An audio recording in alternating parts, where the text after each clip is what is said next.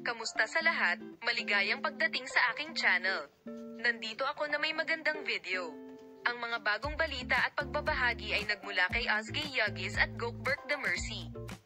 Ang mga batang Turkish na bituin na sina Özge Yildiz at Gökberk Demirci, na nagpasiklab sa social media, ay gumugol ng isang hindi malilimutang gabi sa lungsod at naakit ang atensyon ng publiko.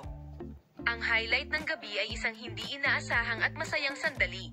Pinakilig niya ang kanyang mga tagahanga nang umalis siya sa isang nightclub na bitbit si Yildiz Demirci sa kanyang likod.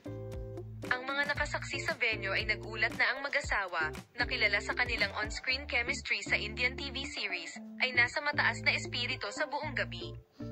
Mabilis na naging mainit na paksa ang nakakatuwang pakikipag-ugnayan ni Özge Yildiz sa labas ng nightclub habang ang mga tagahanga at mga organisasyon ng media ay nagbahagi ng mga larawan at video ng cute na duo.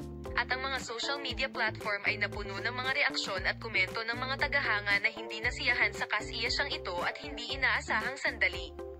Ang chemistry at pagkakaibigan ni Yildiz at Demirci sa loob at labas ng screen ay ginawa silang isang minamahal na duo sa mga Turkish na mahilig sa telebisyon. Habang puno ng tawanan at biro, ang kargada ni Özge na si Gökberk Demirci sa kanyang likod ay naging isang iconic na imahe at humantong sa haka-haka sa mga tagahanga tungkol sa kanyang pag-iibigan. Ang mag-asawa ay medyo lihim tungkol sa kanilang mga personal na buhay, nagdaragdag ng isang himpapawid ng misteryo sa kanilang off-screen dynamic. Salamat sa lahat ng nanonood ng aming video. See you in new videos.